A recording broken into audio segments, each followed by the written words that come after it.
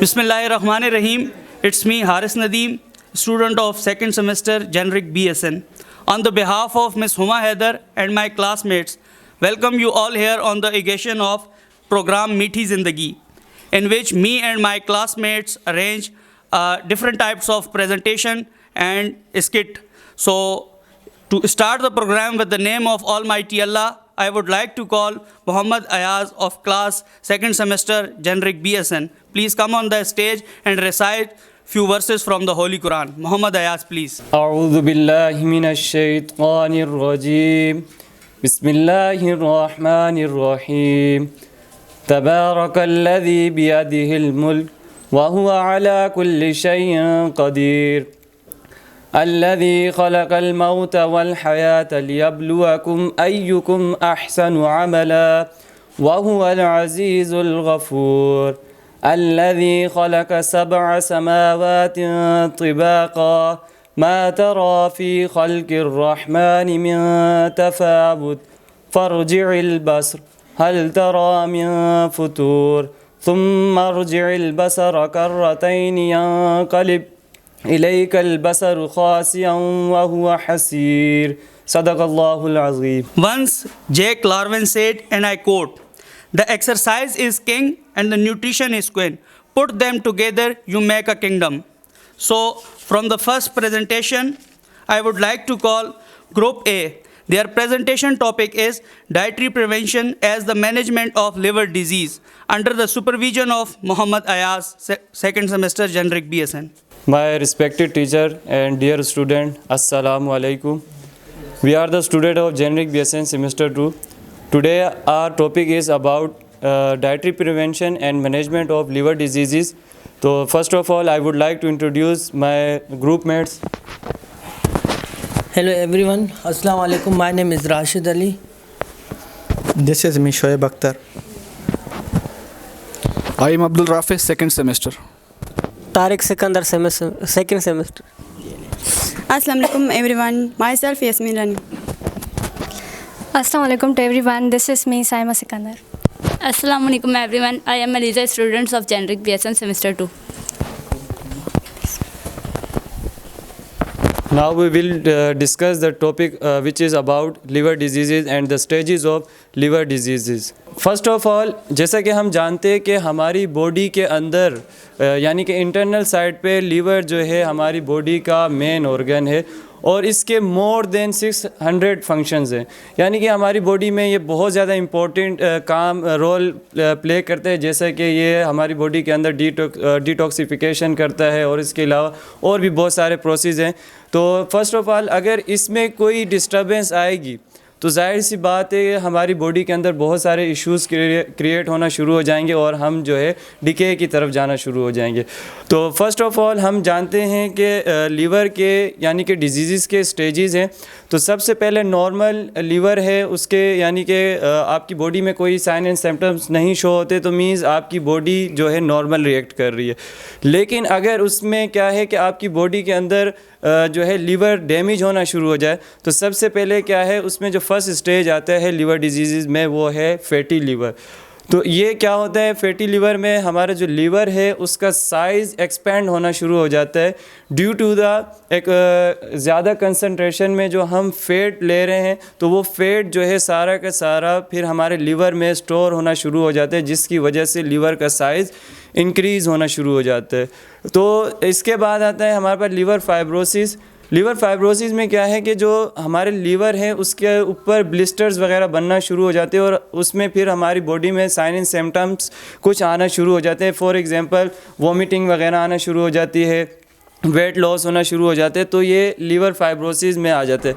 And the last stage is about liver cirrhosis, means the death of the liver.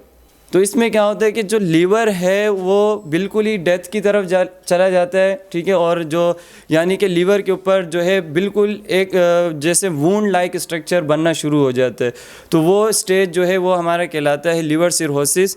और इसके जो treatment है इसका यानी कि अभी तक कोई ट्रीटमेंट वगैरह फ़िलहाल देखा नहीं गया, लेकिन इसका जो ट्रीटमेंट मेजर किया जाता है वो है liver transplant. So that's is my topic. and I would like to invite Miss Saima, which will introduce you about the symptoms and the prevention about liver diseases. First of all, Assalamu alaikum to everyone. This is me, Saima Sikandar. I am a student of generic BSN second semester. आज का मेरा जो topic है वो है कि liver damage जब होता है तो उसके सिम्टम्स कौन कौन से जो हैं वो ज़ाहिर होते हैं. सबसे पहला जो सिम्टम है आपका वो है कि आपकी आइज़ और आपकी स्किन का जो है वो येलो कलर हो जाएगा, जिसको जॉइंटिस कहा जाता है. सबसे पहला जो है यही साइन है कि आपकी आँखों और पूरी स्किन का जो कलर है वो येलो पड़ जाएगा. उसके बाद जो हमारा सेकंड सिम्टम है वो ये है कि आपकी एब्डोमिनल जो कैविटी है उसमें पूरे में जो है पानी भर जाता है. वो क्यों होता है? क्योंकि हमारा लिवर जो है डैमेज हो चुका है, तो लिवर सही से काम नहीं करा, अपना फंक्शन नहीं करा, तो प्रोटीन की सिंथेसाइज जो भी है वो रुक गई है, वो सही से नहीं हो रही. तो उसकी वजह से क्या होता है, जो हमारा ग्लोमेरुलर है उसकी लेवल जो है वो कम हो जाती है, जिसकी वजह से क्या होता है कि हमारी जो ब्लड वेजल्स है उन पर जो है प्रेशर बहुत ज़्यादा पड़ जाता है. प्रेशर की वजह से जो है वो लीक हो जाती है, जिसमें जो है ब्लड वेजल्स में से पानी निकलने लगता है, जिससे हमारी एब्डोमिनल कैविटी जो है वो पानी से भर जाती है, जिसको कहा जाता है असाइटिस. उसके बाद जो है हमारा थर्ड सिम्टम जो है वो ये होता है कि हमारे जिस्म में जो है बॉडी में अमोनिया का लेवल जो है वो बढ़ जाता है. अमोनिया का लेवल जब बढ़ जाता है तो हम साइकोलॉजिकली डिस्टर्ब हो जाते हैं. मीन्स के हमारा जो बिहेवियर है वो बिहेवियर चेंज होने लगता है, चिड़चिड़ापन, भूख का ना लगना और उसके बाद चक्कर आना, ये सिम्टम्स ज़ाहिर होते हैं. लास्ट ये होता है अगर इसको भी आप हैंडल नहीं कर रहे हैं तो लिवर के डैमेज होने के साथ साथ जो है आप जो है अनकॉन्शियस रहने लगेंगे, क्योंकि आपका लिवर जो है काफ़ी हद तक डैमेज होने लगता है. तो ये थे हमारे साइन एंड सिम्टम्स. और उसके बाद लास्ट ये होता है कि जब आपकी ब्लड वेजल्स पर लगातार जो है आपका ऑस्मोटिक प्रेशर पड़ रहा है तो उसकी वजह से ये होता है कि आपकी ब्लड वेजल्स जो है वो बरस्ट हो सकती है, जिसकी वजह से हमें ब्लड की वोमाइटिंग वगैरह आती है हमारे माउथ से, हमारे नोज़ से. तो ये था हमारा लास्ट सिम्टम. इनको भी जो है ना सीक्वेंस में रखा गया है कि पहले जो है जॉइंटिस हुआ, मीन्स कि आपकी स्किन और आपकी आइज़ का येलो पड़ जाना, फिर उसके बाद एसाइटिस हुआ कि आपकी जो है एब्डोमिनल कैविटी जो है वो पानी से भर जाएगी. उसके बाद जो है आपका साइकोलॉजिकल आप डिस्ट्रेस में होंगे, स्ट्रेस में होंगे, और जो है इसके बाद जो था लास्ट के आपको ब्लड वेजल्स जो है वो बरस्ट हो जाएगी, जिसकी वजह से आपको जो है ब्लड की जो है वोमाइटिंग आएगी. इसके बाद हम पढ़ते हैं कि प्रिवेंशन क्या है. लिवर के डैमेज होने की प्रिवेंशन यही है कि हम जो है अपनी डाइट अच्छी रखें, और जैसे कि एक्सरसाइज हो गई, डेली बेसिस पर जो एक्सरसाइज करें, अपनी डाइट जो है उसको अच्छे नमूने से जो है करें. और उसके बाद जो है कि जैसे कि लिवर सिरोसिस हो गया, तो जो लिवर सिरोसिस के पेशेंट होते हैं उनको प्रोटीन नहीं लेनी चाहिए, क्योंकि उनका ये खतरा भी होता है कि वो जो है कोमा में पड़ सकते हैं. That's all. सुकरात ने भी क्या खूब कहा है, अगर हम हर फ़र्द को मुनासिब मिक़दार में ग़िज़ा और वर्जिश दे सकते हैं तो हमें सेहत का सबसे महफूज रास्ता मिल सकता है. Now I would like to call group B. Their presentation topic is nutritional concentration in infants and preschool years children under the leadership of Raziullah Khan. Today my group is here to present on the topic nutritional concentration as about the infants and the preschool childrens. So first of all we introduce ourselves. Me as introduced already myself, Haris Nadeem, second semester students. Starting the great name of Almighty Allah, who is the most Rahman Rahim. First I am very thankful to my great teacher and great teacher and my audience. Assalamu alaikum. And today my presentation topic is infancy and preschool year. I talk about the nutrition about infant and preschool year. जैसे कि हम लोग ने आज जो है nutrition मार्च nutrition day रखे हैं, लेकिन इसने हमें एक नाम दिया है मीठी ज़िंदगी. लेकिन हमने ये जो न्यूट्रिशन इतना जो सेलिब्रेट किया हुआ है, इसका एक मकसद है. किस मकसद के लिए न्यूट्रिशन डे रखे हैं? न्यूट्रिशन में एक बड़ा रूल है हमारे हेल्थ के हवाले से. देखिए हम देखा जाए तो सबसे अगर हम हेल्थी फूड, हेल्थी चीज़ें, हेल्थी न्यूट्रिशन लेंगे तो हमारा जो है सेहत, हमारी ज़िंदगी सेहतमंद होगा इंशाल्लाह. जो है हमारी ज़िंदगी पे जो है बुरे असरात नहीं पड़ेंगे। तो हमारा जो टॉपिक है जो न्यू नेट से लेकर इन्फेंट तक, इसके हवाले से मैं डाइट के हवाले से बात करूँगा। जैसे कि health of the baby decide before his birth, जैसे कि बेबी का जो हेल्थ है इसके जो डिसाइड पहले ही बर्थ होने से पहले ही हो जाते हैं। कैसे देखें, अगर ड्रीम प्रेगनेंसी कोई भी वूमेन अगर हेल्थी डाइट ले रहे, न्यूट्रिशन लेंगे, तो इनका जो बेबी है डेफिनेटली वो हेल्थी होंगे। अगर वो न्यूट्रिशन सही तरह नहीं लेंगे तो इसका बेबी जो है एबनॉर्मलिटी भी हो सकते हैं और जो है अनहेल्थी भी हो सकते हैं। तो अगर कोई भी फीमेल कोई भी अगर जो है ड्यूरिंग प्रेगनेंसी में न्यूट्रिशन का अगर सही तरह इस्तेमाल करे तो इसका बेबी भी हेल्थी होंगे।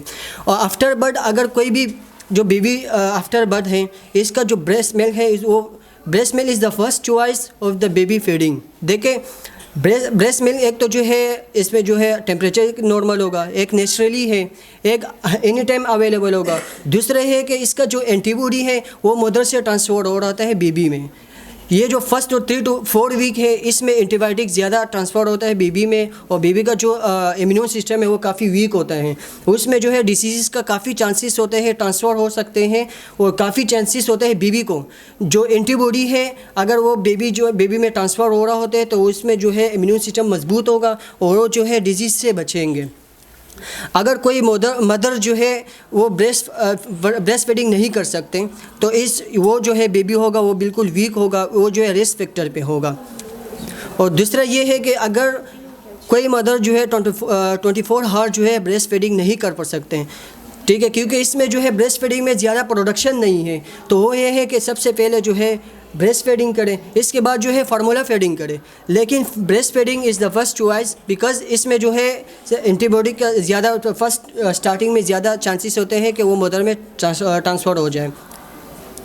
अगर जो है बेबी का जो एट बर्थ है वो जो है इसका जो वेट होता है 2.5 से लेकर 4.3 तक, ये नॉर्मल केजी है, ठीक है। अगर इसमें जो है अगर कम हो या ज़्यादा हो ये फिर जो है एबनॉर्मलिटी में चले जाते हैं। और कुछ इलाकों में या कल्चर में ये होता है कि प्री लेक्टर फीडर होता है। प्री लेक्टर मिसाल के तौर पे अगर कोई सर्जरी की वजह से या कोई बीमारी की वजह से जो मदर है वो जो है फीडिंग नहीं कर सकते, अलाउ नहीं होता है इनको, तो ये जो है ये डॉक्टर से इसके जो है लाजमी जो है फिजिशियन ऑर्डर के मुताबिक इनको चॉइस करना चाहिए न्यूट्रिशन। लेकिन बस कल्चर में या जैसे रूरल एरिया में ये होता है कि जो हनी शहद होता है या जो है ग्रीन टी है उसको बच्चे को खिला रहे होते हैं, इसका जो है रिस्क फैक्टर बढ़ जाता है बच्चे में। अगर ये एहतियात करें, ये जो अगर ब्रेस्ट फीडिंग नहीं कर सकते प्री लेक्टर में, ये एहतियात करें जो फिजिशियन है इनसे जो है इनके सजेशन के मुताबिक जो है फार्मूला फीडिंग करें तो जो है ज़्यादा बेहतर है।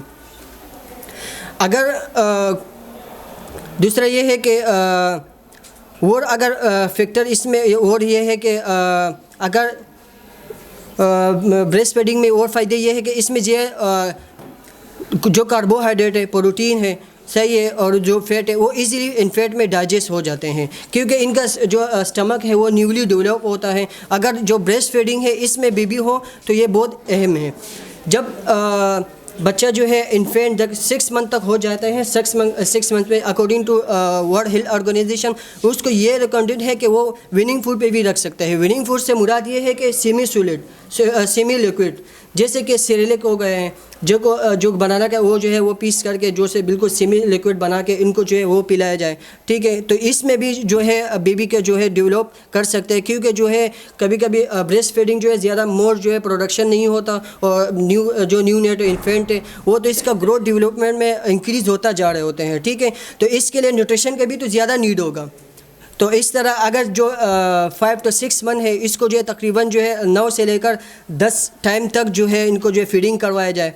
जो है बच्चा जो है 6 से लेकर 8 मंथ तक हो उसको जो है 7 से 8 टाइम तक जो है इनको फीडिंग करवाया जाए या जो है इनको जो न्यूट्रिशन का ज़रूरत है वो दिया जाए। दूसरा ये है कि अगर जो 9 से लेकर 12 मंथ का जो बच्चा हो इनको तकरीबन जो है 6 टाइम जो है न्यूट्रिशन का नीड होता है क्योंकि ये बच्चों में ज़्यादा टाइम तक इसलिए इनको देना चाहिए। इनका जो है स्टमक का जो कैपेसिटी है वो बिल्कुल कम होते हैं, वो जो है ज़्यादा स्टोर रखने का सलाहियत नहीं रखते, इसलिए जो है इनको जो है बार बार जो है न्यूट्रिशन देने का ज़रूरत पड़ता है। Thank you. First of all I will define about the mall nutrition.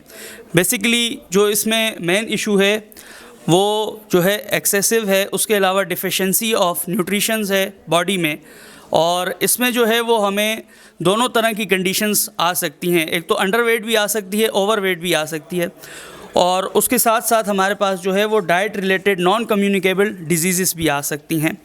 तो अगर हम इसकी टाइप्स की बात करें तो माल न्यूट्रिशन में हमारे पास जो है वो 2 मेजर टाइप्स हैं। फर्स्ट टाइप जो है वो प्रोटीन एनर्जी माल न्यूट्रिशन है, यानी कि इसमें जो को स्पेसिफिक जो स्पेसिफिक नहीं, ऑल जितनी भी न्यूट्रिशन है बॉडी में उनकी कमी पाई जाती है, उनकी डिफिशेंसी हो जाती है। सेकंड जो हमारे पास कंडीशन है वो मैक्रो न्यूट्रिएंट्स की है, यानी कि कुछ स्पेसिफिक ऐसे न्यूट्रिएंट्स हैं मैक्रो जिनकी बॉडी में कमी पाई जाती है। फॉर एग्जांपल मैक्रो न्यूट्रिएंट्स में हम कैल्शियम की बात कर लें या आयरन की बात कर लें। उसके बाद जो हैं वो हमारे पास प्रोटीन एनर्जी की 3 जो हैं वो मेजर कंडीशंस पाई जाती हैं। सबसे पहले जो हमारे पास है वो है एक्यूट, उसमें जो बॉडी की अपीयरेंस है वो हमारे पास थिन, यानी कि जो है बिल्कुल सुकड़ी हुई कमज़ोर सी बॉडी हो जिस तरीके से, ठीक है ना। इसका कॉज क्या है? एक तो वेट लॉस होता है due to the malnutrition की वजह से, और जो है फेलियर ऑफ जो है वेट गेन नहीं कर सकती बॉडी। उसके बाद सेकंड कंडीशन हमारे पास क्रोनिक है, जिसमें हमारे पास जो है वो जो बॉडी की ग्रोथ है वो रुक जाती है, शॉर्टनेस हो जाती है। फिर हमारे पास जो थर्ड कंडीशन है उसमें जो है वो हमारे पास बोथ कंडीशंस पाई जाती हैं, यानी कि एक्यूट भी और क्रोनिक भी। उसमें बॉडी पर दोनों असरात मुयसर हो सकते हैं, उसमें जो है वो कमज़ोर मामलात भी पेश आ सकते हैं, और जो है वो बॉडी की जो ग्रोथ है वो भी रुक सकती है। जहाँ तक इसकी प्रिवेंशन की बात करें तो हमें चाहिए कि हम इसके लिए जो है वो प्रॉपर डाइट प्लान करें, इम्प्लीमेंटेशन करें, और उसके अलावा जो है वो इंटरवेटेशंस प्रोग्राम अरेंज करें, जिसमें हम जो है वो प्रेग्नेंट मदर के लिए और बच्चों के लिए फ़ूड वगैरह मुयसर करें, और जो प्रेग्नेंट मदर हैं उनके लिए आयरन और फोलिक एसिड्स की जो मेडिसिन या टैबलेट्स वगैरह हैं वो प्रोवाइड करें।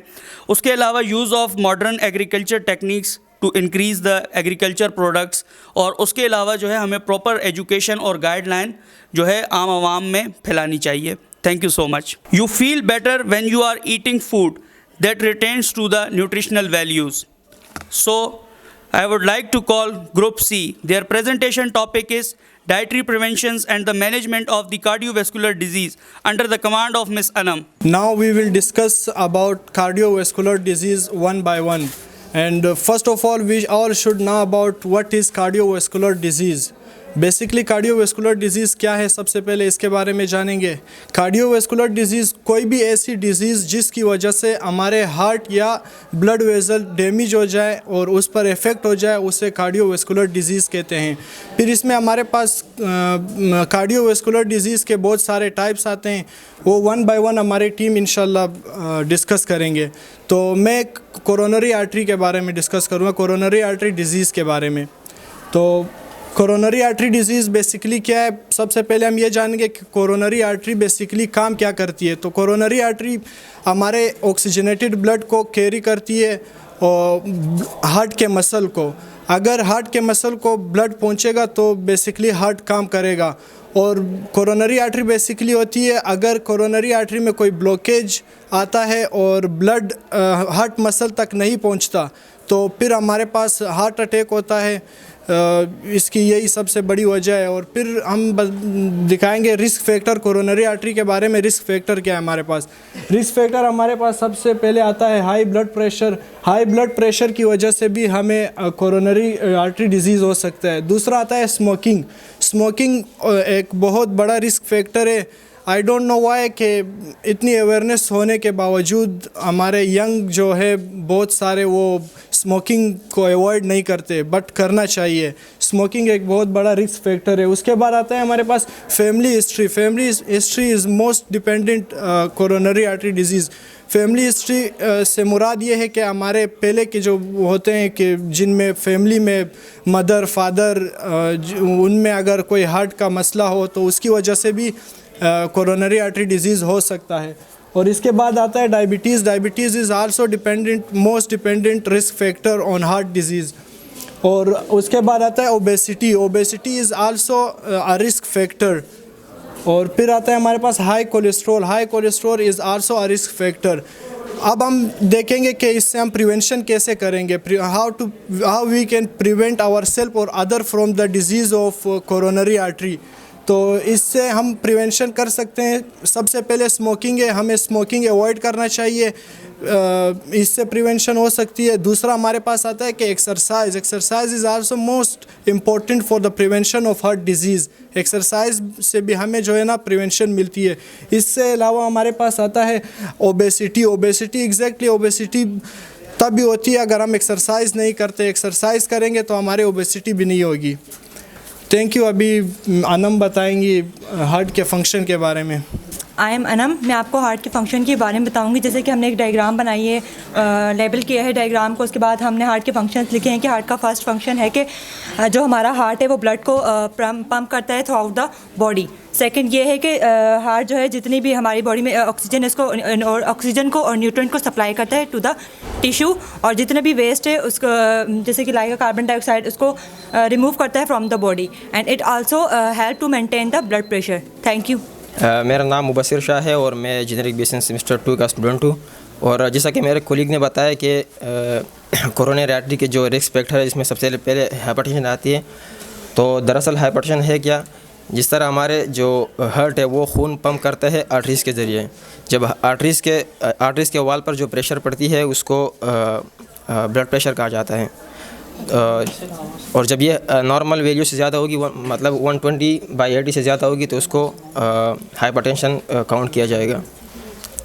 तो इसके मुख्तलिफ रिस्क फैक्टर है, जिसमें सबसे पहले स्मोकिंग की वजह से भी हो सकता है, ज़्यादा नमक इस्तेमाल की वजह से भी हो सकता है। अब नमक यहाँ पर क्या काम करता है कि वो वाटर रिटेंशन करती है, जिसकी वजह से हमारा हार्ट जो है ज़्यादा काम करनी पड़ती है उसको, और जिसकी वजह से ब्लड प्रेशर हाई इंक्रीज़ हो जाती है।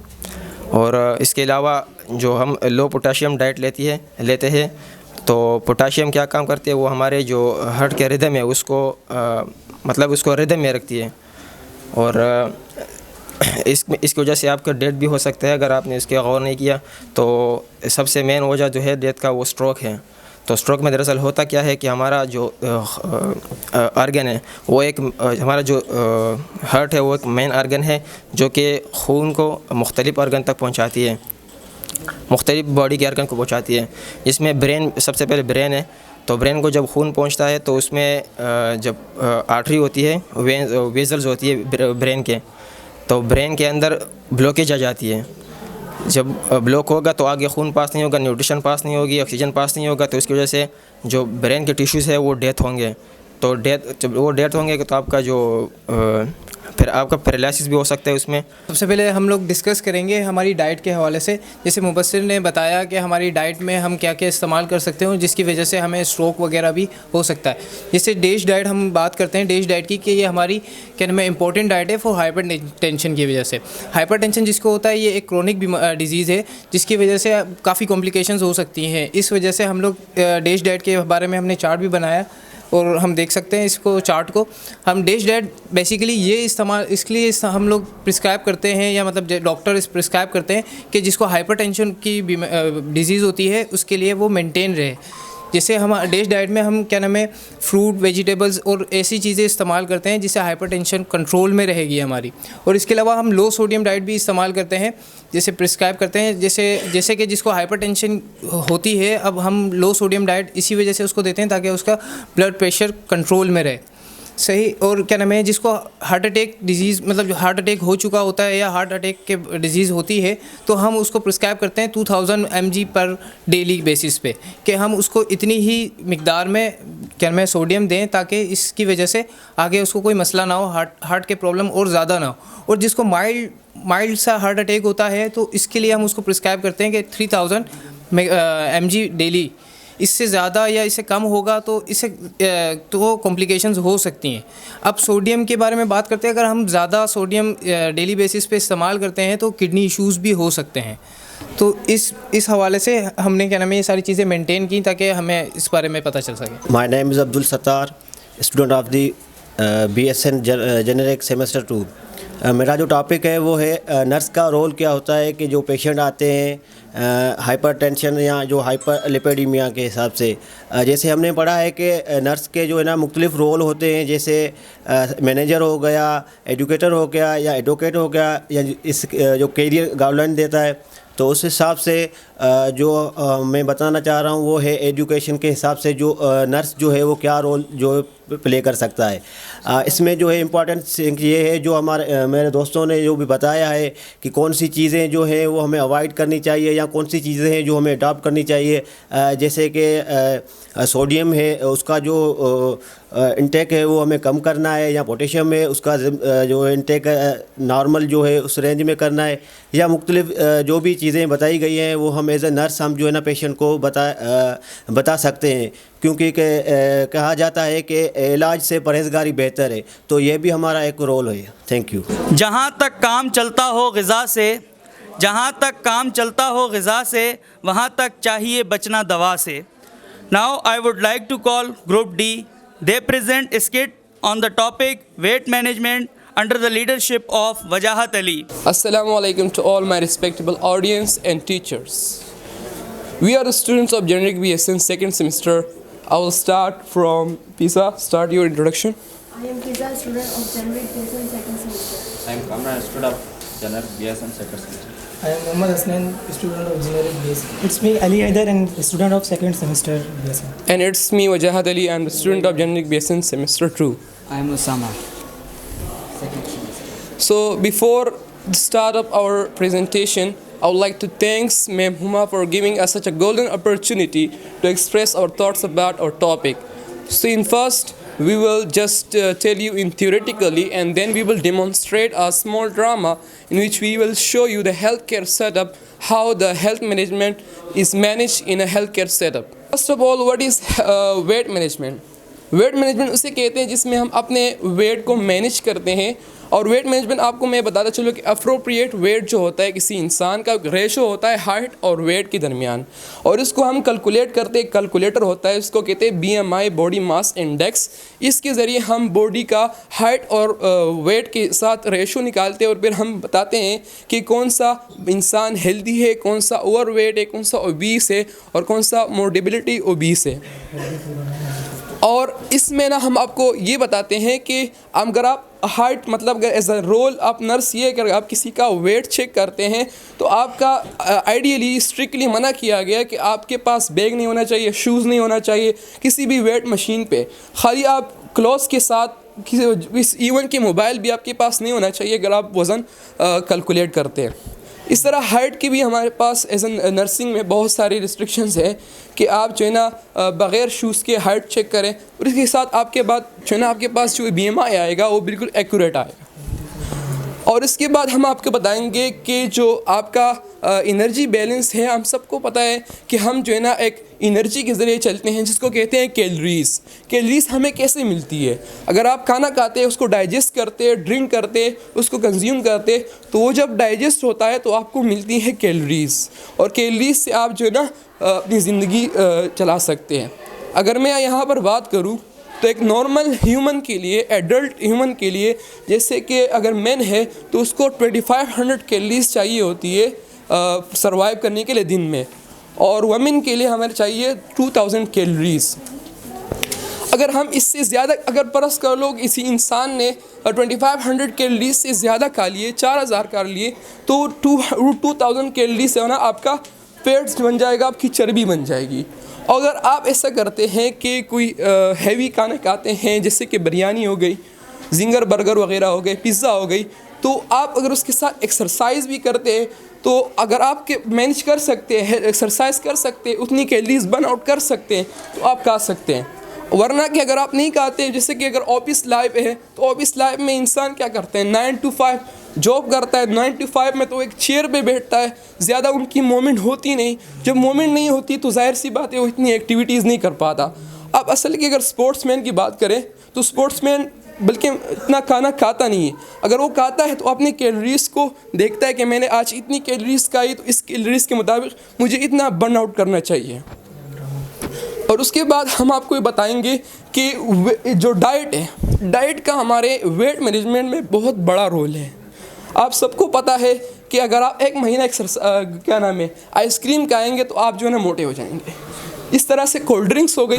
कोल्ड ड्रिंक आजकल के पाकिस्तान में जो सबसे बड़ी प्रॉब्लम है, पाकिस्तानियों में तकरीबन 58.4% ये बीमारी है कि वो ओबीस है, और ओबीस से बहुत सारे मसले हो सकते हैं, जैसे कि कार्डियोवैस्कुलर डिजीज़ हो गया, डायबिटिक मेलाइटस हो गया, उसके बाद आपके कैंसर हो गए, टाइप 2 कैंसर हो गया और अस्थमा।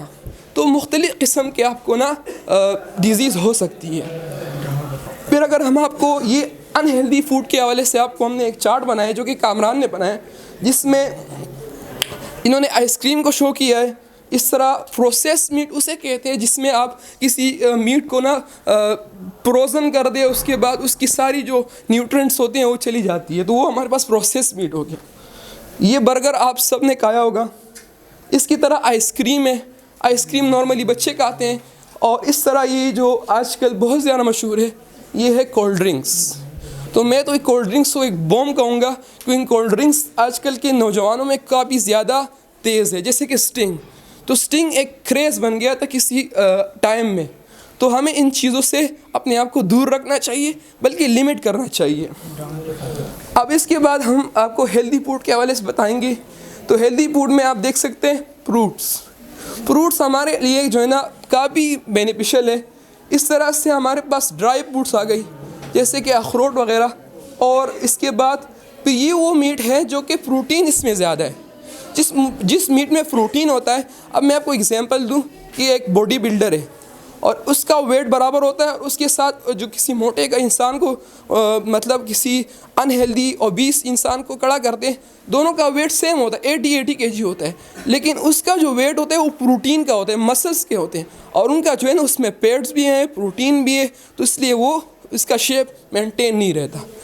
तो अभी इसके बाद हम आपको ड्रामे में हेल्थ केयर सेटअप के हवाले से बताएंगे कि किस तरह से हम जो है ना हेल्थ केयर सेटअप में वेट मैनेजमेंट को डील करते हैं। और शुगर भी है आपको? शुगर का पता नहीं था, चेक कर लो। हाँ, अगर आप वहाँ कॉर्नर से जूम आपकी शुगर तो 400 प्लस है।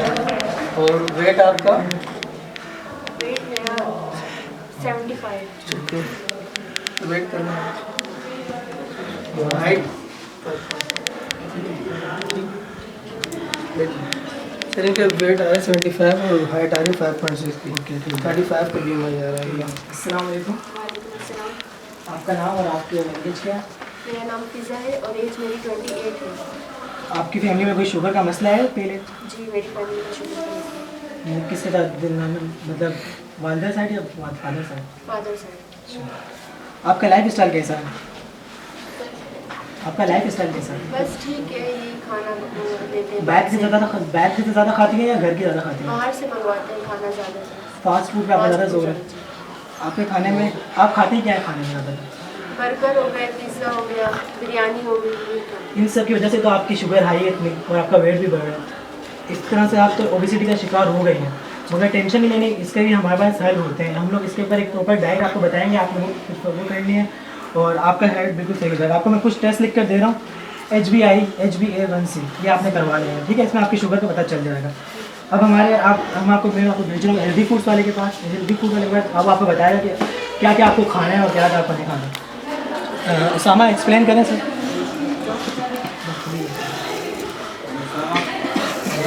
हेल्दी फूड है, आपको फ्रूट्स लेने होंगे, जैसे हीमोग्लोबिन आएगी आपको एप्पल से, ऑरेंज है, विटामिन की कमी ना हो, बनाना है, स्ट्रेंथ आएगी बॉडी में, कुछ ड्राई फ्रूट्स हैं और वेजिटेबल, डेयरी प्रोडक्ट्स भी आपको यूज़ करने हैं, लेकिन क्वांटिटी आप लिमिट में लें। और अब आप वैसे वेट भी बढ़ सकता है। Is a poor in nutrition, is a tasty but unhealthy. और ये ड्रिंक्स है, बर्गर है, स्नैक्स है, ये पार्ट है इस जंक फूड के। A lot of junk food as a sugar है, हाई शुगर, तो ये नुकसान है जिससे आप अवॉइड करें। एक्सरसाइज के बारे में भी हमारे बताएंगे वजाहत भाई।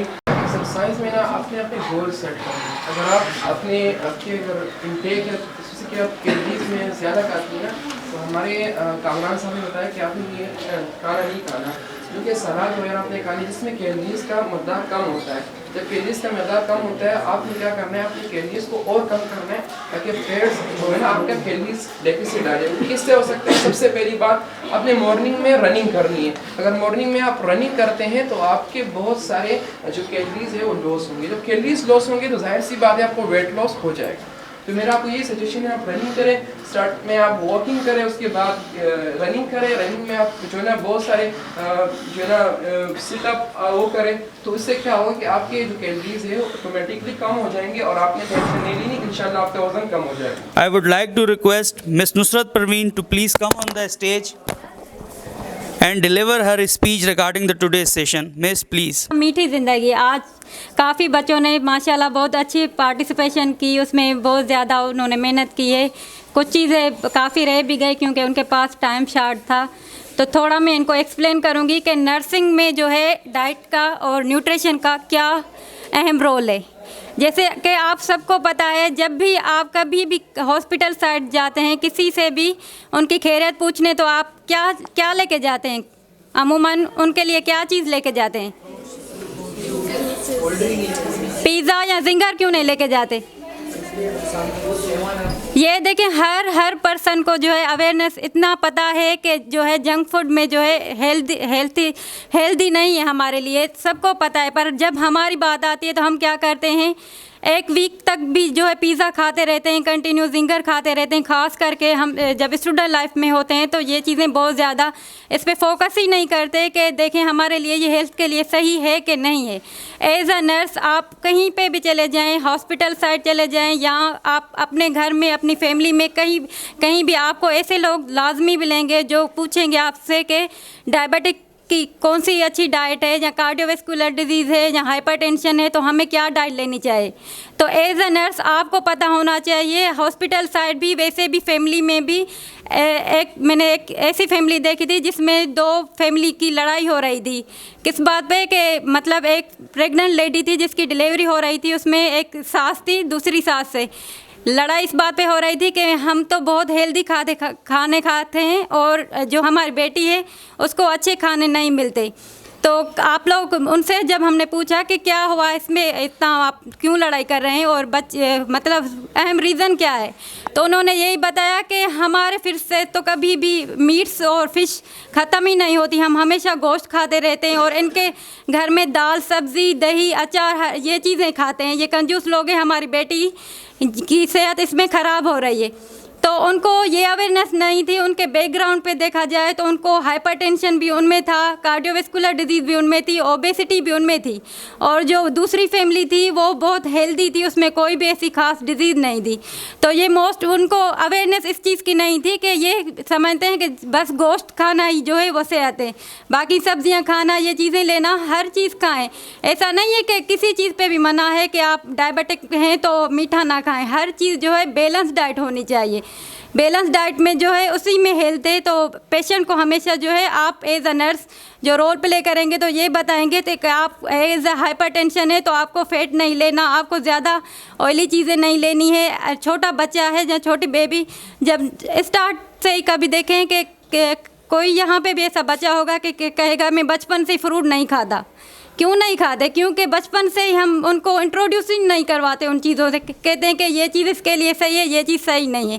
तो स्टार्टिंग से जब बच्चा पैदा होता है तब से 8 माह से 12 माह तक उनको हर चीज़ से इंट्रोड्यूस करवाएं, हर खाना खिलाएं, हर चीज़ से न्यूट्रिशन दें तो पता चले बच्चों को कि ये चीज़ खाने की है। तो ऐसा है कि बड़े हो जाते हैं फिर उससे हम प्रोवाइड करते हैं कि ये चीज़ हमने नहीं खानी। तो इसीलिए आज का जो सेशन था इसी पे था कि नर्सिंग में बहुत इसका रोल है न्यूट्रिशन में। तो आप लोग भी इंशाल्लाह आगे भी हॉस्पिटल साइड आगे पेशेंट को भी अच्छा गाइड करेंगे। Thank you. Last but not least, now I would like to call Group E. Their presentation topic is dietary prevention as the management of diabetes in the supervision of Ms. Sana. Please come on the stage and deliver their presentation. Please. My name is Sana. I am student of generic BSN semester 2 in Murshid School of Nursing and Midwifery. यहाँ बहुत ही आम हो चुका है, हर शख्स जो है ना डायबिटीज़ का शिकार हो रहा है। हर घर में एक ना एक पेशेंट ऐसा है जो कि डायबिटीज़ का शिकार है। इसमें छोटे और बड़े का कोई क्राइटेरिया नहीं है, सभी जो है ना डायबिटीज़ का शिकार हो रहा है। डायबिटीज़ की सबसे जो मेन वजह है वो हमारे पास है अनहेल्दी फूड, क्योंकि हम जो है ना अनहेल्दी फूड खा रहे हैं, जैसे कि जंक्स फूड हो गए वगैरह, उनका इस्तेमाल हम बहुत ज़्यादा कर रहे हैं। और सेकंड वजह ये है कि हम लोग वॉक नहीं कर रहे हैं, हम चल नहीं पा रहे, हम लोग चलते नहीं है, बस एक जगह बैठे बैठे। तो इसके अलावा अगर मैं आप बात करूं मेडिकली, तो जैसे कि आप देख रहे हो यहाँ पे जो ये वाइट मैंने बनाए हुए, ये हमारे पास जो है ना ग्लूकोज है, और जो ये फिल है ये हमारे पास इंसुलिन है। ठीक है, हर सेल में जाने के लिए हमें जो है ना इंसुलिन की ज़रूरत ज़रूर होती है। अगर हम लोग यहाँ में से एक सेल को उठा लें, नॉर्मल सेल की अगर हम बात करें, तो आप देख सकते हैं इसमें से जो है ना ग्लूकोज इजीली पास आउट हो रहा है, क्योंकि यहाँ पर इसके रिसेप्टर में हमारे पास इंसुलिन मौजूद है। जबकि अगर हम इसकी बात करें तो यहाँ पे हमारे पास इंसुलिन नहीं है, जिसकी वजह से जो है ना ग्लूकोज इसके अंदर नहीं जा पा रहा, और ग्लूकोज जो है ना बाहर रह चुका है, जिसकी वजह से हमें जो है ना ये डायबिटीज़ हो जाती है। इसके अलावा अगर हम बात करें सिम्टम्स की, इसके क्या क्या सिम्टम्स हैं, हमें जो है ना बहुत ज़्यादा प्यास लगने लग जाती है, हम बहुत ज़्यादा थर्स्टी हो जाते हैं। इसके अलावा फ्रीक्वेंट यूरिन आ जाता है, हमें यूरिन बहुत ज़्यादा आता होता है।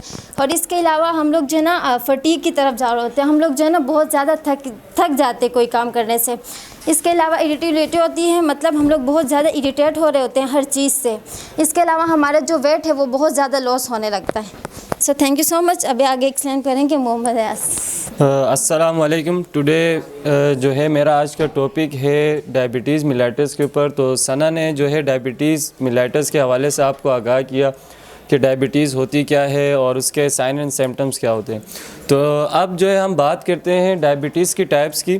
तो डायबिटीज़ जो है हमारे पास टाइप 1 है, टाइप 2 है एंड द गेस्टेशनल डायबिटीज़ है। तो type 1 diabetes is a insulin dependent यानी कि इंसुलिन डिपेंडेंट डायबिटीज़ मेलाइटस है। तो इंसुलिन डिपेंडेंट डायबिटीज़ मेलाइटस का मतलब ये है कि इसमें क्या है कि हमारी बॉडी के अंदर जो pancreas is the major organ which produce insulin, वो क्या करते हैं कि इंसुलिन बनाना छोड़ देता है, तो जिसकी वजह से हमारी बॉडी के अंदर इंसुलिन डेफिशिएंसी हो जाती है। तो उसकी वजह से फिर वो हमें लीड करती है टाइप 1 डायबिटीज़ के ऊपर। तो इसमें हम क्या होते हैं कि इंसुलिन फिर हमें बाहर से लेनी पड़ती है, मींस कि हम अपनी बॉडी के अंदर फिर इंजेक्ट करते हैं। तो इसलिए हम इसको कहते हैं टाइप 1 डायबिटीज़ और insulin dependent diabetes. And the second one is type 2 diabetes mellitus which is known as non-insulin dependent diabetes mellitus। इसमें हमारी बॉडी के अंदर इंसुलिन तो बन रही होती है, लेकिन इंसुलिन रिसेप्टर्स उस इंसुलिन को रिसीव करके सेल्स तक नहीं लेके जाते। मींस जो हमारी बॉडी में ग्लूकोज है वो हमारी बॉडी के अंदर ही रेगुलेट कर रहा होता है, सेल्स के अंदर जा नहीं पाता, जिसकी वजह से हमारी बॉडी के अंदर ग्लूकोज लेवल हाई हो जाते हैं। तो इसलिए हम इसे क्या कहते हैं, non insulin dependent. And the last one is gestational diabetes mellitus. अब ये यानी कि ड्यूरिंग प्रेगनेंसी होता है, और जो है इसमें क्या है कि जब आफ्टर बर्थ बेबी को रिस्क फैक्टर्स होते हैं, यानी कि वो रिस्क पे होता है, हाई रिस्क पे, कि इन द फ्यूचर वो डायबिटीज़ टाइप 2 में जो है वो यानी कि अफेक्टेड हो सकते हैं। तो इसके अलावा जो डायबिटीज़ के पेशेंट हैं उन्हें प्रिवेंशन अगर बताई जाए तो वो क्या है कि वो ऐसी फूड वगैरह या ग़िज़ा ऐसी ना लें जो क्या है कि आपकी एडिड शुगर वाली हों, फैटी हों, और इसके अलावा जो है ऐसी प्रिज़र्व फूड्स वगैरह हो गई, ऐसी चीज़ें वो ना लें। इसके अलावा अगर हम बात करें कि जो डायबिटीज़ के पेशेंट हैं उन्हें डाइट कैसी लेनी चाहिए, तो इसके लिए हमारे पास होता है डाइट प्लान कि क्या है कि हम अपनी ग़िज़ा को फिर हम तकसीम करके खाते हैं। फॉर एग्ज़ाम्पल अगर हम ब्रेकफ़ास्ट ले रहे हैं तो ब्रेकफ़ास्ट हम क्या करें कि थोड़ी सी क्वांटिटी में लें, एक अंडा ले लें, पराठा ले लें, ठीक है, और उससे जो है थोड़ा सा यानी कि पेट को खाली रख दें। और फिर हम क्या करें, फिर उस ब्रेकफास्ट की जगह फिर हम 11 बजे स्नैक्स वगैरह ले लें, ठीक है। और इसके साथ साथ क्या है कि हम जब लंच की तरफ जाएं तो हमारी जो प्लेट है वो मीन्स रंगीन होनी चाहिए। रंगीन का मतलब ये है कि उसमें थोड़े से कार्बोहाइड्रेट, थोड़ी सी प्रोटीन, थोड़ा से यानी कि तमाम चीज़ें होनी चाहिए तकसीम। और इसमें ज़्यादातर जो हमारे लिए फ़ायदेमंद है वो है हमारे पास जो यानी कि uncooked food, for example salad, वो हमारे लिए बेहतर रहेगा।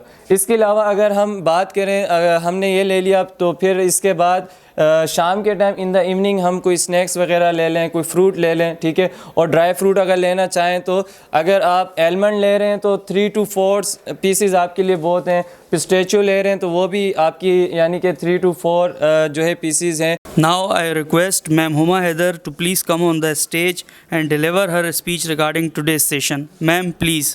BSN generic first year second semester, मैं उनको अप्लाइड न्यूट्रिशन पढ़ाती हूँ और ये हमारी वर्कशॉप जो है वो नॉन कम्युनिकेशनल डिजीज़ की prevention and management dietary guidelines के हिसाब से। तो बच्चों ने जो है वो जो हमारे स्टूडेंट्स हैं सारे मेल फीमेल दोनों ने बहुत अच्छा जो है वो बहुत कम टाइम में जो है वो बहुत अच्छा जो है वो अपना जो सारा प्रेजेंटेशन है वो डिलीवर करी। और जो है वो एक जो हमारा टॉपिक था डायबिटीज़ मेलिटस, बेसिक वो मिड टर्म का था, मगर मैं नॉन कम्युनिकेशनल डिजीज़ को कवर कर रही थी तो मैंने इनसे कहा कि उसमें डायबिटीज़ भी आता है। तो बिल्कुल लास्टली ये वाला जो ग्रुप था ये बना और बहुत अच्छा सना, बहुत अच्छा आपकी टीम ने बहुत अच्छा प्रेजेंट किया।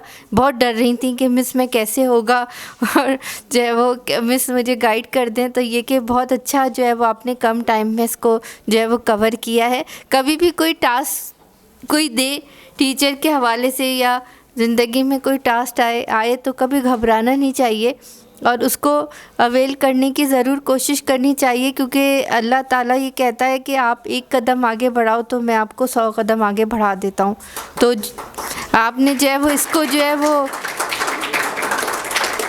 इस बात को आपने अपनी जो है वो ग्रां से बांध लेना है और जो है वो आगे ज़िंदगी में जो है वो आपने इसको अप्लाई रखना है। क्योंकि देखिए आप लोगों के साथ मेरा साथ जो है वो 2 महीने 3 महीने हमारा सब्जेक्ट हमारा कवर हो गया, फाइनल एग्ज़ाम्स हो जाएंगे, आप लोग जो है वो फिर हम जो है वो ऐसे नज़र तो आएंगे मगर मैं आपको पढ़ाऊंगी नहीं, या कोई सेशन होगा तो हमारी मुलाकात होगी। तो मैं ये मेरा ये हमेशा से जो है वो अपने स्टूडेंट्स के साथ एक बात रही है कि मैं उनको ये कहती हूँ कि आप लोग जो भी सब्जेक्ट पढ़ते हो वो आप लोगों के आगे तक जाते हैं, मगर एक न्यूट्रिशन का सब्जेक्ट है जो आप बहुत कम टाइम के लिए पढ़ते हो मगर ये आपकी पूरी ज़िंदगी आपको याद रहेगा। जो आपने न्यूट्रिशन पढ़ा है बच्चों का, बड़ों का, बुज़ुर्ग का, हर एज में हमें न्यूट्रिशन की ज़रूरत होती है। और जो हमारी नर्सिंग फील्ड है वो इतनी मोतबर है पूरी दुनिया के अंदर कि आप लोगों का जितना अपने पेशेंट के साथ रब्ता होता है इतना एक डॉक्टर का भी रब्ता नहीं होता।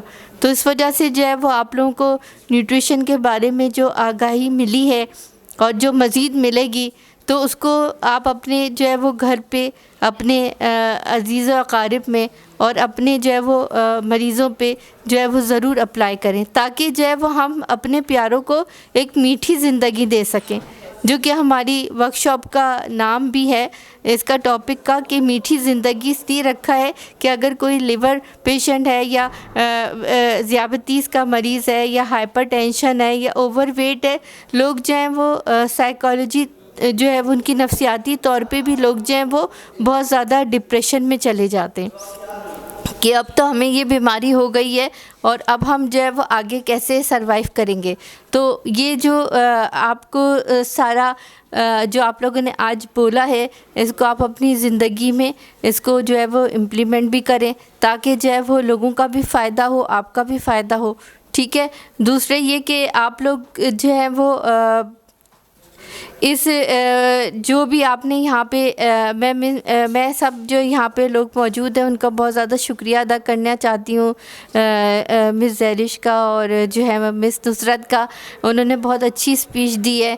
ठीक है। और जो है वो बच्चों ने सब ने अपनी अपनी जगह पे सर रमज़ान का जो कि अपना बहुत ही कीमती टाइम निकाल के हमारे लिए यहाँ पर आए और उन्होंने पूरे मीडिया कवरेज करी। और बिस्मार जान का जो कि हमारे लिए यहाँ पे हर वक्त खड़ी होती हैं और बहुत ही मुश्किल वक्त होता है कि वो बेचारी पूरे टाइम खड़ी रहती हैं, हम बैठते उठते रहते हैं और जो है वो बहुत टाइम देते हैं ये लोग। और पूरे मुर्शिद की जो हमारे सीईओ हैं डॉक्टर काशिफ महमूद का और सर आमिर शरीफ का, सर अमान का और पूरी फैकल्टी का, पूरे मैनेजमेंट का, जिन्होंने हमें ऐसा चांस दिया कि हम ऐसे हेल्थ अवेयरनेस प्रोग्राम जो है वो अपने हॉस्पिटल में जो है वो कर सकें और बच्चों को उससे फैसिलिटेट कर सकें, जो कि जो है वो हमारे आगे फ्यूचर के लिए बहुत अच्छा जो है वो स्टेप होगा। Very little message from them about their session that yes, we have do so many mistakes in our life, but a good thing is that we become something.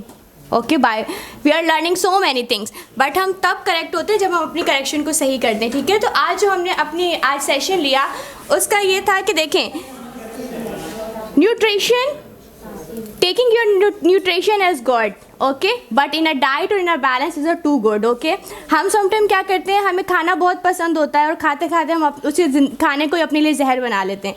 तो हमने बहुत अच्छा सीखा कि हमें जो भी चीज़ लेनी है, not too much but in a accurate diet. Okay, so it is a very good thing, and I have seen a lot of students which are not talking in a class, even that not participating in the class, but now today they are come in front of all of you and present so well, but there are some little bit mistakes, and mistake is a part of life. जैसे students ने बहुत ज़्यादा जो है mistakes की, मैं ज़्यादा highlight तो नहीं करूँगी, but a little bit आपको बताऊँगी ताकि जब आप लोग again आए तो आप उसको क्या करें, करेक्ट कर सकें। जिस तरह से आप लोग टर्मिनोलॉजीज़ यूज़ कर रहे थे कि भाई आ जाएं या मेरा कोलीग, तो they are not your colleague, they are your classmates, they are your friends. आप उनका नाम ले सकते हैं, इजीली नाम ले सकते हैं। तो ये एक अनप्रोफेशनल उसमें था, तो आप उसको इम्प्रूव कर सकते हैं। इसके अलावा बाकी बहुत अच्छा था, लेकिन माल न्यूट्रिशन के बारे में मैं आप लोगों को एक छोटी सी चीज़ बताना चाहती हूँ। ये कि जब हम लोग गाँव साइड पर पेशेंट्स को देखते हैं तो अक्सर बच्चों को बकरी का दूध पिला रहे होते हैं, बिल्कुल न्यूनेट बच्चों को, जो बच्चों की हेल्थ के लिए बहुत ज़्यादा क्या है, बहुत ज़्यादा हार्मफुल है। क्योंकि जो मिल्क गोट होता है उसमें फ़ैट नहीं, जस्ट प्रोटीन होती है, और प्रोटीन क्या करती है, बेबी को ग्रोथ करने में बिल्कुल भी हेल्प नहीं करती। ठीक है, जब बच्चा न्यू नेट होता है उसके 3 मंथ्स तक उसको फ़ैट की नीड होती है, और फैट उसको कहाँ से मिलता है, मदर मिल्क से, काउ मिल्क से, फॉर्मूला मिल्क से। गांव के लोग क्या सोचते हैं कि शायद फार्मूला मिल्क क्या करेगा, बच्चे को हार्म करेगा, बकरी का दूध इज़ गुड, पर बकरी का दूध जो है वो सिर्फ और सिर्फ 15 सेकंड्स में क्या हो जाता है, डाइजेस्ट हो जाता है। एक तो इससे बच्चे का पेट भी जो है वो फुल नहीं होता, बच्चा बार बार क्राई करता है, और जो बच्चे को उस टाइम पे फैट की नीड होती है वो उसको नहीं मिलती, जिसकी वजह से बच्चा क्या होता है, माल न्यूट्रेटेड हो जाता है, और फैमिली क्या करती है, बिल्कुल भी नहीं समझ पा रही होती है, बच्चा बिल्कुल लास्ट स्टेज पर पहुँच जाता है। तो आप अपने आसपास के लोगों को अवेयर करें, जब आप लोग गाँव जाएँ तो उनको डाइट के बारे में बताएँ कि डाइट जो है वो छोटे टाइम से बहुत ज़्यादा इंपॉर्टेंट है। उसके बाद इन लोगों ने बताया था ड्यूरेशन के, हमें न्यू इन्फेंसी से लेके स्कूल तक के जाने के बच्चों की क्या डाइट रखनी चाहिए। तो हमें जो है इस डाइट पे भी बहुत ज़्यादा फोकस करना चाहिए। अगर हमने इस डाइट पे फोकस नहीं किया, जैसे मैंने आपको बताया कि तो बच्चा क्या होता है, मेंटली एक्टिव नहीं होता। अक्सर आपने बच्चे देखें क्लास में वो एक्टिवली पार्टिसिपेट नहीं कर पा रहे होते, तो उसका रीज़न क्या होता है, उसकी डाइट और एक उसका इन्वायरमेंट। अगर हमारा डाइट और अगर हमारा इन्वायरमेंट अच्छा है तो हम जो है ना कभी भी वीक नहीं हो सकते। ठीक है, हमें कोई नालायक नहीं बोल सकता, क्योंकि हम एक्टिव पार्टिसिपेट करेंगे तो क्या होगा, हम इम्प्रूव करेंगे। ठीक है, participation is a part of improvement. Okay, so आप इसी तरह लाइफ में इम्प्रूव करें और आगे जाएँ और बहुत अच्छा करें। आज भी बहुत अच्छा सीखा, nutrition is good for health. Now I request sir Hazratullah to please come on the stage and deliver his speech regarding today's session. Sir, please. My name is Hazratullah and I am new teacher over here since 1st Feb in Murshid Hospital and School of Nursing and Midwifery. आज का जो session था बड़ा informative था, इस तरह के session होने चाहिए। जो बच्चों ने पार्टिसिपेट किया, जो प्रेजेंट किया, बहुत अच्छा रहा, क्योंकि फ़र्स्ट ईयर के जो जेनेरिक के स्टूडेंट होते हैं और फिर सेकेंड सेमेस्टर वाले, तो बहुत अच्छा टैलेंट देखने को मिला, बहुत अप्रिशिएट करते हैं उनको। अच्छा, यहाँ पर जो डिजीज़ के बारे में हम लोग सारा डिस्कस कर रहे हैं वो नॉन कम्युनिकेबल है। तो किसी को पता है नॉन कम्युनिकेबल डिजीज़ क्या होती है? बताइए ज़रा। ट्रांसफ़र नहीं होती। ठीक है। अच्छा, इसमें जो कार्डियोवैस्कुलर डिजीज़ है वो तो उसको खैर बहुत डिटेल में नहीं जाएंगे। डायबिटीज़ मेलिटस में क्या होता है? अक्सर लोगों को देख के गए ना कि जो पेशेंट होते हैं वो ज़्यादा वीक होते हैं। ठीक है, क्यों होते हैं? किसी को आइडिया है? अच्छा, इसकी मेन जो काज होती है ना, ये होती है कार्बोहाइड्रेट, फैट और प्रोटीन की मेटाबॉलिज्म इसमें नहीं होती। ये सबको पता होना चाहिए। ठीक है। जब इसकी मेटाबॉलिज्म नहीं होती, बॉडी कंज्यूम नहीं कर रही होती है इन चीज़ों को, इसमें मतलब ये कारआमद नहीं होती हमारे बॉडी के लिए। जब एक चीज़ की मेटाबॉलिज्म नहीं हो रही है तो वो जिस्म का पार्ट नहीं बनती। इस वजह से जो हम लोगों का सेडेंटरी लाइफस्टाइल है, स्टूडेंट्स ने और मैडम ने सारी चीज़ डिटेल से बताई है, उस पर स्पेशल फोकस करना है हम लोगों ने। और ये शुरू से होगा। एक दफ़ा अगर कोई बंदा ओबेसिटी की तरफ रन हो गया तो उसका फिर वापस होना बहुत मुश्किल हो जाता है।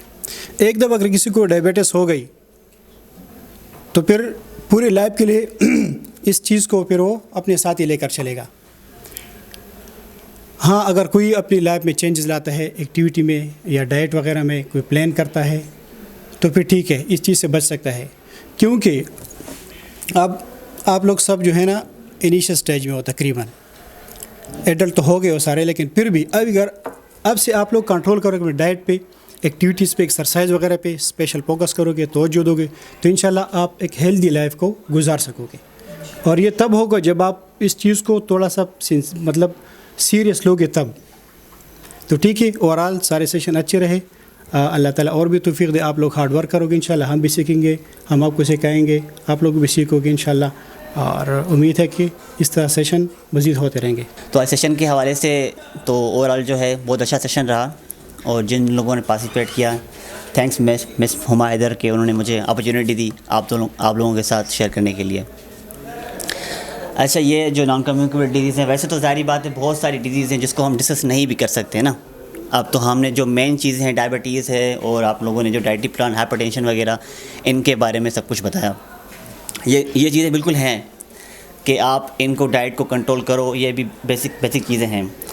लेकिन जो है कुछ और चीज़ें, जैसे कि मैं आपको बता दूं, स्मोकिंग जो है ना, वो भी एक बहुत डेंजरस पार्ट है हमारे लाइफ में, जो हम कंटिन्यूसली, आपको पता होगा, एनवायरनमेंट में रहते हैं। तो अगर इन चीज़ों को भी हम कंट्रोल करेंगे तो आई थिंक वो हम जो है आगे अपनी जो क्वालिटी ऑफ लाइफ है उनको अच्छा बना सकते हैं।